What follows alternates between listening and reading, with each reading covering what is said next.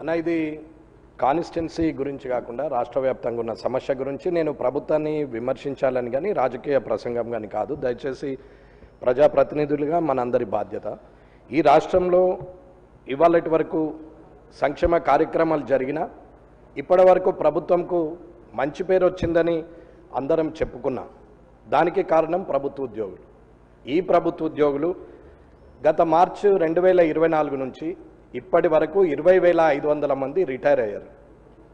Retire అయిన వాళ్ళకి ఇప్పటి వరకు కూడా డబ్బులు ఇవ్వలేదు. అలాగే ఒక 750 మంది కోర్టుకు వెళ్తే కోర్టు ఆర్డర్ చేస్తే కూడా కొందరికి ఇచ్చారు, కొందరికి ఇవ్వలేదు.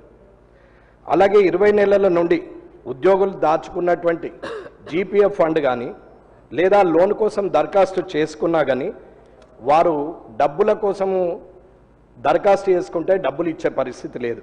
ఎన్కాష్మెంట్ లీవ్లు కానీ సరెండర్ లీవ్స్ కానీ గ్రాట్యుటీ కానీ దేనికి సంబంధించిన ఉద్యోగంలో ఉన్నవారికి ఉద్యోగ విరమణ పొందిన వారికి ఎవరికి కూడా డబ్బులు రావట్లేదు.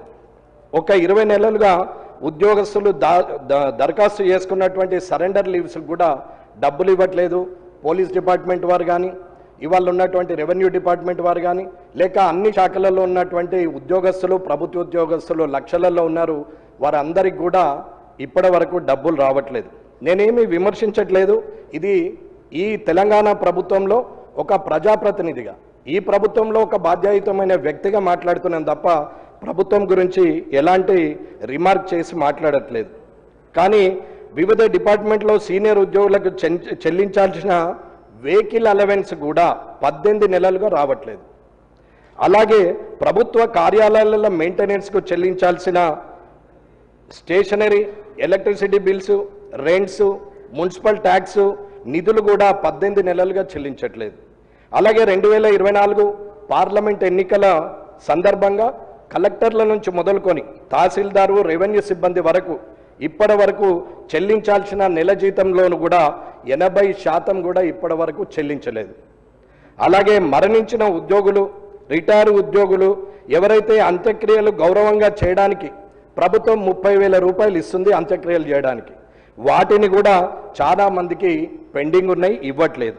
రిటైర్డ్ ఉద్యోగుల బిల్లులు రాక ఇప్పటికి 40 మందికి పైగా విత్ ఎవిడెన్స్తోనే మాట్లాడుతున్నాం, ఆన్ రికార్డే మాట్లాడుతున్నాం. ఏదొక్కటి కూడా ఇందులో తప్పు లేదు. ఇది రికార్డెడ్గానే మాట్లాడుతున్నా. కాబట్టి వారికి కూడా ఇప్పటివరకు 40 మంది చనిపోతే వారి కుటుంబాలు రోదనకి అంతులేదు. ఇప్పటి వరకు ₹1 రాలేదు. ఇకపోతే పెండింగ్ బిల్లులు మొత్తం కలిసి దాదాపు 13,500 కోట్లు ప్రభుత్వం ప్రతి నెల 700 కోట్లు చెల్లిస్తామని చెప్పి 6 నెలలు గడిచింది. 1,000 కోట్లు కూడా ఇప్పటి వరకు చెల్లించలేదు. ఇది జరుగుతున్నటువంటి సందర్భం. ఇది నేను ఒకటే చెప్తున్నాను, దయచేసి ముఖ్యమంత్రి గారికి మీ ద్వారా నేను తెలియజేసేది, ఈ ప్రభుత్వంలో బాధ్యతాయుతమైన వ్యక్తిగా ఇది నా ప్రభుత్వం అనుకునే నేను చెప్తున్నది ఏంటంటే, ఏదైనా చేసి ముందు ఉద్యోగస్తులకు ఈ డబ్బులు ఇచ్చే ఏర్పాటు చేయండి. సంక్షేమ పథకాలు కానీ కాన్స్టిట్యున్సీలో డెవలప్మెంట్ అభివృద్ధి కార్యక్రమాలు కానీ లేకపోతే ఇంకేవైనా మీరు కొత్తగా చేసినటువంటి పనులు కానీ ఇంకెటువంటి నీటి పనులు కానీ ఏదైనా సరే ఆపి అయినా సరే వీరికి 13,500 కోట్లు ఇవ్వాలనే కోరుకుంటున్నాం. జీపీఓలను తీసుకొచ్చారు, వీఆర్ఓలను తీసేసి మళ్ళీ తీసుకొచ్చి వాళ్ళనే పెట్టారు.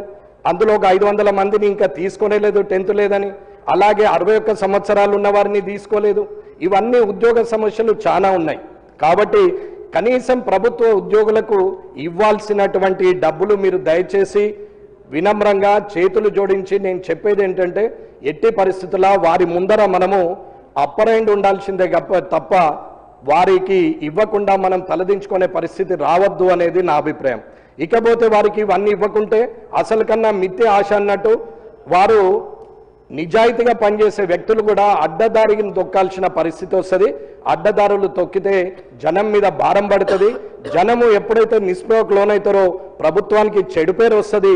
దాంట్లో భాగంగా రేపు నాకు కూడా అలాంటి పేరు వచ్చే అవకాశం ఉంది. కాబట్టి దయచేసి వీరికి ఎట్టి పరిస్థితుల్లో మార్చి 1వ తారీఖు వరకు మీరు వీరికి క్లియర్ చేసే ప్రోగ్రాం పెట్టుకోండి. 13,500 కోట్లు పెద్ద సమస్య కాదు.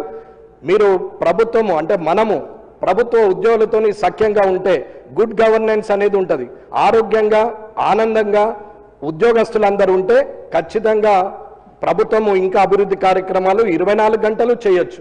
365 రోజులు పని మీద ఉండేటువంటి ఉద్యోగస్తులకు ఇబ్బంది పెట్టద్దు అనేది నా కోరిక. దయచేసి నేను మళ్ళీ ఇది నేను థ్రెటన్ చేయట్లేదు.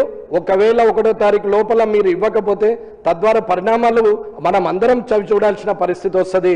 ప్రభుత్వాలకు ఇంతకుముందే చెప్పినాము కాదు, మన వాళ్ళు అనుకొని మనం ఇవ్వాలని కోరుకుంటూ ఈ అవకాశం ఇచ్చిన సభాధ్యక్షులందరికీ, సభాధ్యక్షునికి, అలాగే ఇక్కడ ఉన్నటువంటి తోటి ఎమ్మెల్యేలందరికీ కూడా నేను ధన్యవాదాలు తెలియజేస్తున్నాను. దీంట్లో మీరు ఖచ్చితంగా వారికి ఉద్యోగస్తుల పట్ల సౌహృదయంతో నిర్ణయం తీసుకుంటారని అనుకుంటున్నాను.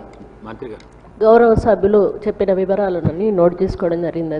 తప్పకుండా పరిశీలిస్తాం. శ్రీ అనిరోధ్ రెడ్డి గారు.